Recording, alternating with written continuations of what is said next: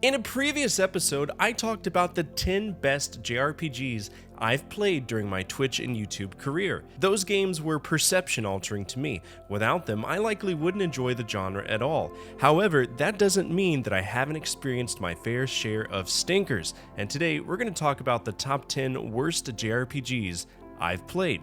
These games all have something in common. I couldn't wait for them to be over. They were chores, and I just generally did not have a good time playing them. Let's begin.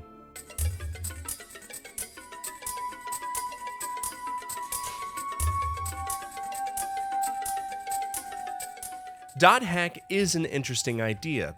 It's an interesting idea that I find to be horribly executed, and that notion is spread across 4 games on the PlayStation 2. The whole idea of Dohack is that we're playing a game inside of a game. The setting is known as The World, and it's an MMORPG. Now, obviously, we aren't truly online, it's just what the plot dictates.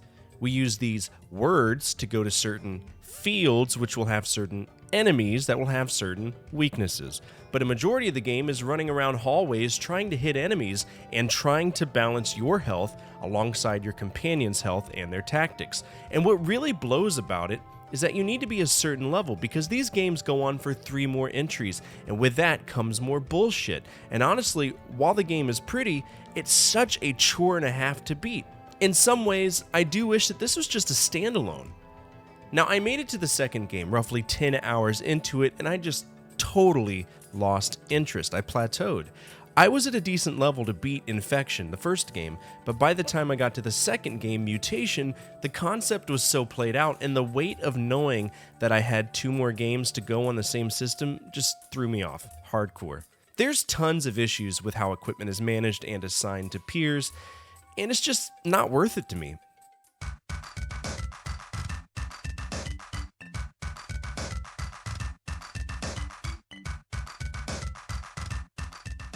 If you've seen my other videos, you know how I feel about Secret of Mana. Sure, your childhood was probably a golden sprinkle of happiness, and this game was probably one that you enjoyed. Guess what? I can't take that away from you. But to me, this game is dreadful, and it's not because of the art or the music or the story, it's the AI. The game was intended to be played with multiple people, but I played it by myself, and I feel that from a design standpoint, games should be designed in a way that's accessible for single or multiplayer if the game supports it. To put into perspective, it feels like if you're playing it single player, that somebody comes up every 10 minutes and hits the controller out of your hand with a baseball bat. That's what it feels like, watching your AI companions get stuck on walls non-stop, especially in corridors with tight turns.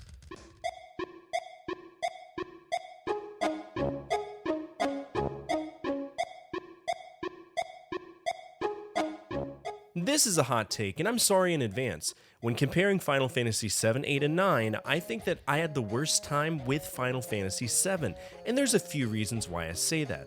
What was modern at the time was a pre-rendered background, and the sprites were laid on top of it. Square did it all the time, which, cool, that's incredibly progressive for what it is. Often I would get bombarded with encounters because I didn't know where the fuck to go. I didn't know if I was high or if I was low. I didn't know what path went where. I'm actually contending with that right now with Legend of Dragoon on my stream. Other than that, I really dislike Cloud as a character because he consistently momentum breaks for the sake of sulking. And I'm not about that at all. I think Final Fantasy VII is incredibly overrated, and I much more prefer Final Fantasy IX, and even then, that's not that great either.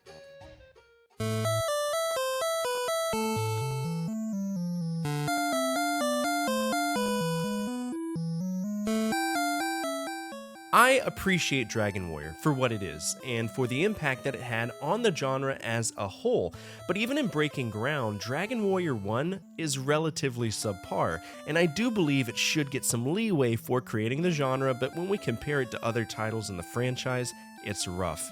The big complaint I have about it is that there are only 3 major quests, and it makes much more sense to just go out and power level until you're strong enough to beat the whole game. Literally, it's save the princess, get the flute, kill the Dragon Lord, in that exact order. The biggest time sink for me is the grinding, not only for XP, but for the money. The economy of both of these aspects are massively unfair, but again, give Dragon Warrior a try if you want. It is a nice start to the franchise, it's just kind of a bumpy road the whole time.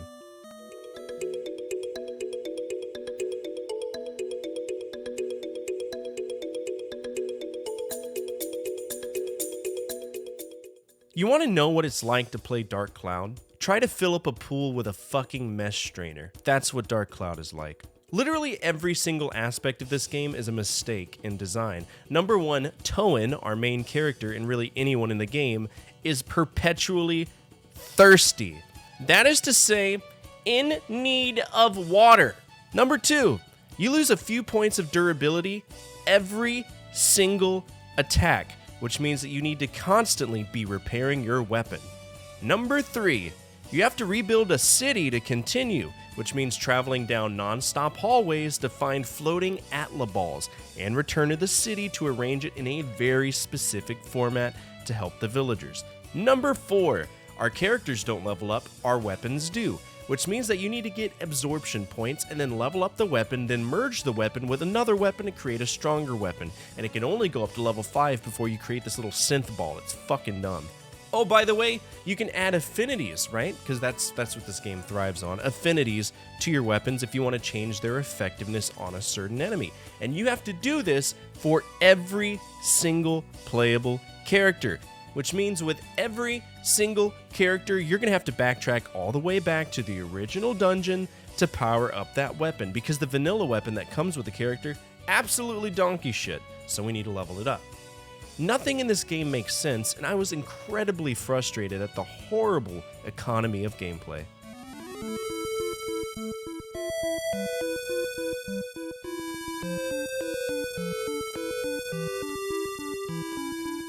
I personally love Final Fantasy II, but I can understand how people wouldn't like it.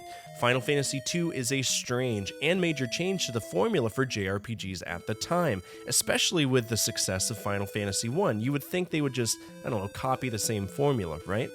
No. Final Fantasy II's key mechanics involve a risk-reward kind of growth. If you want an HP increase, you need to take more damage. If you want to do more damage, you need to become proficient with the weapon. To get more MP, we need to use more MP. And while that could be off-putting, once you get used to it, it's really not that bad. The progression system alone is the reason that it's on this list. Everything else is perfect.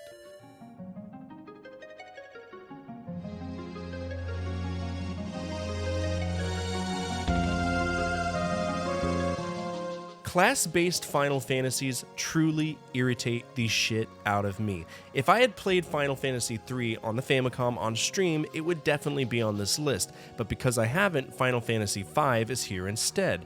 Now, Final Fantasy V features a change-at-will job system, which you might find fun, but the amount of grinding to get ability points to make your job worth it, you might as well work a 9 to 5 to accomplish it, because it'll take that long.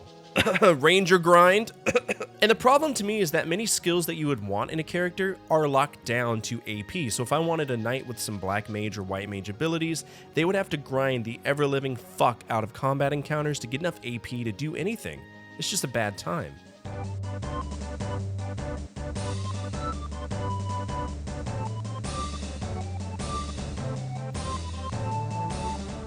What would happen if we took everything we knew about JRPGs at the time and ripped it all away? Just yanked it out, yeeted it into the great expanse, and then we put it on the Nintendo 64. We'd have Quest 64. I was actually kind of excited to check it out, and I thought it was cool to put points in 4 distinct elements. But guess what? If you do that, you might as well just shove a hand grenade up your ass because it's the same effect. You shoot yourself in the foot. I didn't realize that until about like 6 hours into the game, and I was screwed, so I had to start over. Another thing that irritates me is the orientation during the tunnel stages. If you run away from a fight, which you're going to have to occasionally because you're just not strong enough or you run out of magic, make sure to turn around, because the map system is borderline non-existent, and you will easily backtrack the entirety of a dungeon on accident. The combat system itself is rancid, and I hate it.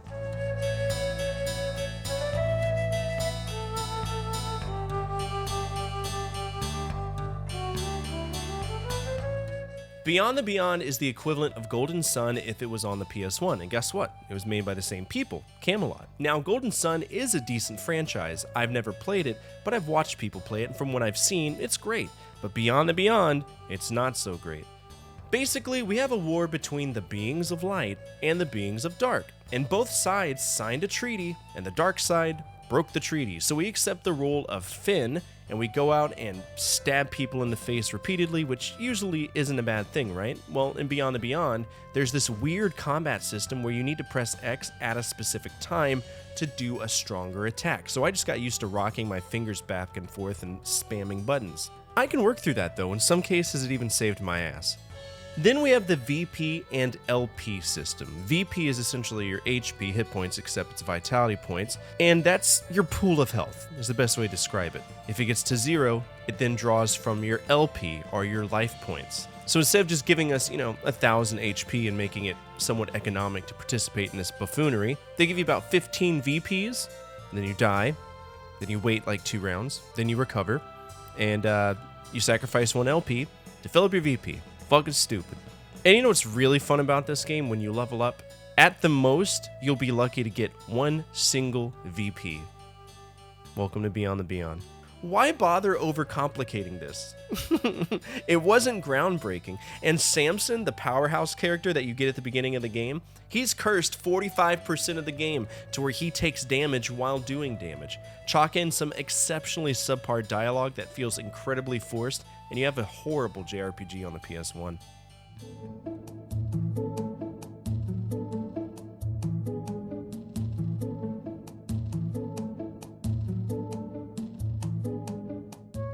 I've heard from many folks that Digimon World 2 is a fantastic game, but with my rules of release, I needed to go back and check out the game that came before. And let me tell you, there's not that many times in my life I would say, God, I wish this doesn't exist. This is one of them.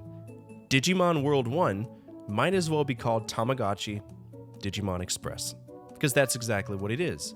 We play as a young boy who gets sucked into the digital world because of his VPET device, and then we get perpetually followed by an Agumon or a Gabumon, and we basically need to find all of these Digimon that went feral. We need to get them back to the real world, right? The normal behavior of Digimon. Easy, right? No. Why? Every 20 seconds, these little shits that follow you need to take a poo-poo. And if you don't find a bathroom, they will shit on the floor, become clinically depressed, and then, it affects their growth. So you have to take them to a bathroom, and then at some point they digivolve, and then after a while, they die! They die, and then you have to do it all over again. Forever. It's an experiment in patience. I went from a fucking dinosaur to a turd monster. This is why I preferred Pokemon, right? The worst thing I have to deal with in that game is just running into overzealous trainers. At no point do I need to take Pikachu to go take a Pika shit, okay? Common sense. I loathe ever playing this game again, and if I do, I will be using a guide. Fuck this game. And that's it. The 10 worst JRPGs I've played to date. What did you think of the list? Are there any other JRPGs out there that you feel should be added to this list? I'd love to know. Also, if you managed to sit through this whole video without having a coronary, then you're already at home. Our community is one of gaming enthusiasts that believe in keeping memories alive, and personally, I'd love to have you as a part of it, so feel free to hit that subscribe button. If you don't mind, also hit that thumbs up, because if you don't, Agumon will shit himself and then become emo. Nobody likes an emo Agumon. As always, from my family to your family, good energy, good vibes, Fortefyre out.